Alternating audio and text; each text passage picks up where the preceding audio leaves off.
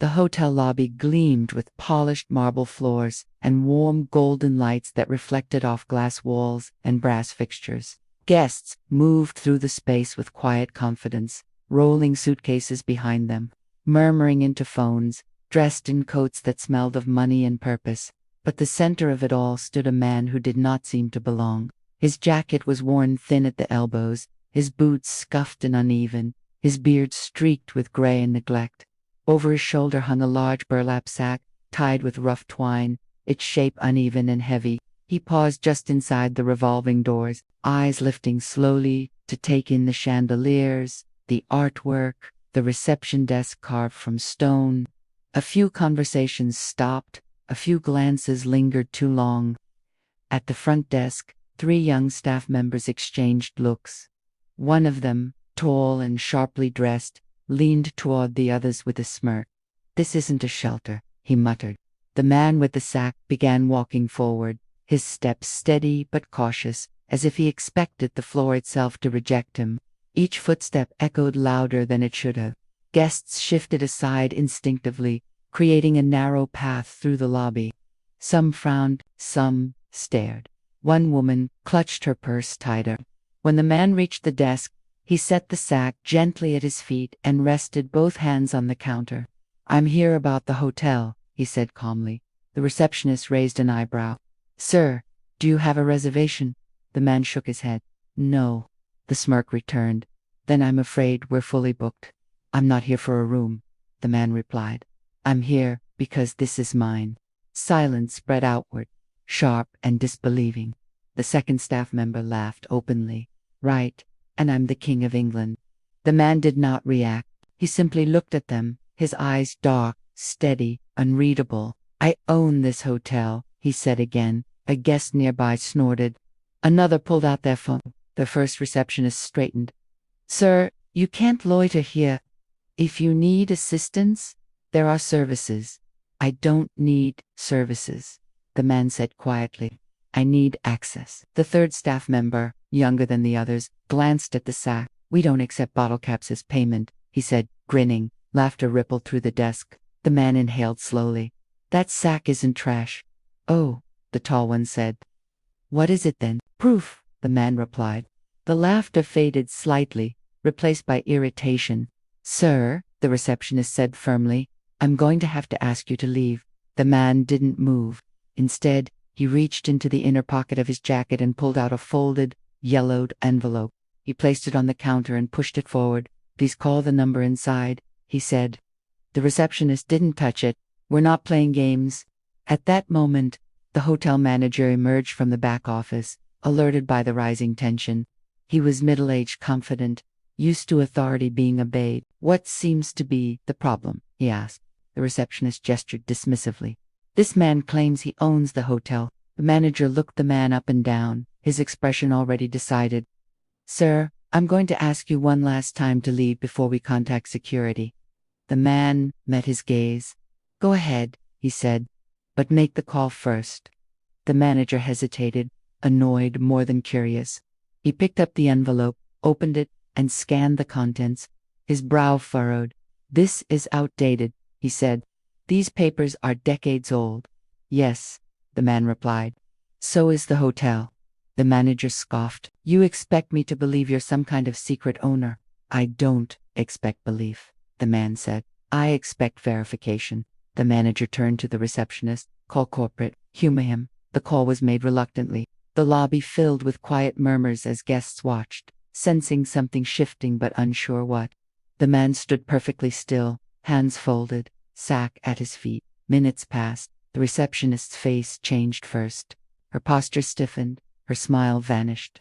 She covered the receiver. "Sir," she whispered to the manager. "They're asking for him by name." The manager frowned. "What name?" She looked at the man. "What did you say your name was?" "I didn't," he replied. "But it's on the papers." She swallowed. "Elias Whitmore." The phone slipped slightly in her hand. The manager grabbed the receiver. "This is absurd," he said sharply. Then he listened. His face drained of color. "Yes," he said. "Yes, I understand. Of course." He hung up slowly. The lobby was silent now. The manager turned to the man and cleared his throat. "Mr. Whitmore, Welcome back. A gasp rippled through the guests. The staff stared, frozen. You see, Elias said softly, my father built this place. I inherited it. I walked away years ago. The manager gestured helplessly at the sack. But this, Elias smiled faintly. I wanted to know what it felt like to return without my name protecting me. The younger staff member's mouth opened, then closed. I wanted to see how you treat someone you think has nothing, Elias continued. Now I know. He bent down and opened the sack. Inside were documents, ledgers, keys, old photographs, and deeds tied neatly with string. This hotel, Elias said, has forgotten why it was built, the manager stammered. Mr. Whitmore, we deeply apologize. This will be addressed immediately. Elias straightened. It already is. He looked around the lobby, at the guests who had laughed, who had stared, who had said nothing. Luxury without humanity, he said, is just decoration. No one spoke. Elias picked up his sack. I'll be in my office.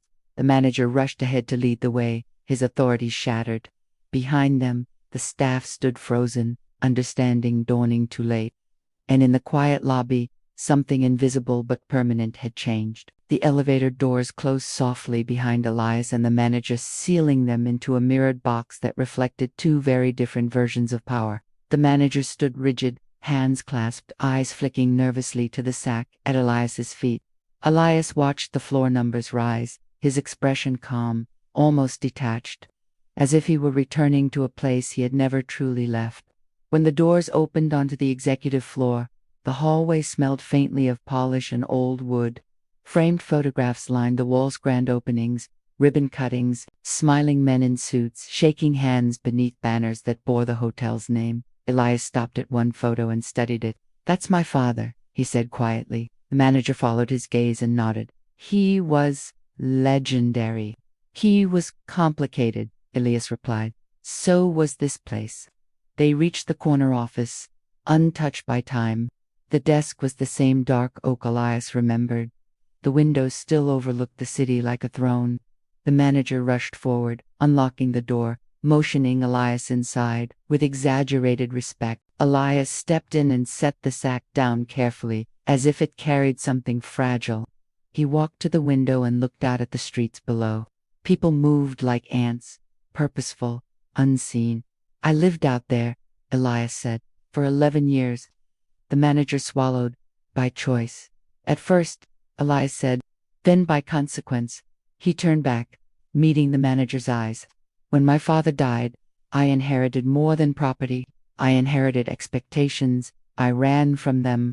The manager nodded, unsure what to say. I wanted to know, Elias continued, what happens when the name disappears?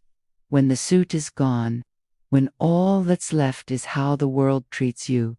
Down in the lobby, word spread fast. Staff whispered urgently. Phones buzzed. The younger receptionist sat frozen, replaying every word she had said. The laughter echoed in her ears now, sour and sharp. Guests who had recorded quietly deleted videos, shame creeping in where curiosity had been. Security stood uncertain, unsure whether to stand down or stand straighter. Elias returned to the desk and opened the sack fully. He spread the contents carefully, documents aging but intact. Contracts signed in ink long faded, photographs of workers smiling proudly in front of the hotel when it first opened. This wasn't built for wealth, Elias said. It was built for refuge. Travelers, families, people passing through. The manager listened, smaller now than he had ever felt in that room. I didn't come back to fire people, Elias said. I came back to remind them. A knock sounded, hesitant. Come in, Elias said. The door opened to reveal the youngest staff member, eyes red, hands shaking. Mr. Whitmore, I just wanted to say, I'm sorry. Elias studied him for a long moment. For what? For laughing? The young man said. For assuming? Elias nodded slowly. Apologies are easy when consequences arrive, he said. Change is harder. The young man nodded, accepting it. I want you to stay, Elias added. The man looked up, shocked. You do? Yes, Elias said. But you'll remember this moment every time someone walks through those doors. The young man swallowed. I will. After he left, Elias turned back to the window. He felt no triumph, only clarity. That evening, Elias walked the lobby again, this time with purpose. He watched how people adjusted their posture when they recognized him, how smiles sharpened, how voices softened. It confirmed everything he had learned on the streets. A woman approached him cautiously. "Sir," she said, "I laughed earlier." "I shouldn't have," Elias nodded. "You noticed?" he said. "That's a start." Later, alone in the office, Elias removed his worn jacket and laid it across the chair. For the first time in years, he did not feel the need to explain himself. He called a meeting for the following morning. Every department, every shift. When they gathered, Elias stood without a podium. "You didn't fail because you didn't know who I was," he said. "You failed because you decided who I wasn't." Silence held. "This hotel will change," Elias said.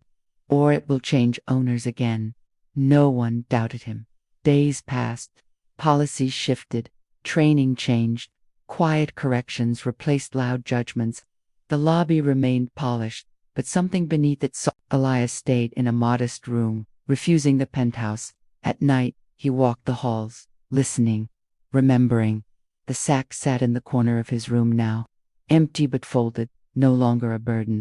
One evening, a man entered the lobby with a plastic bag and tired eyes.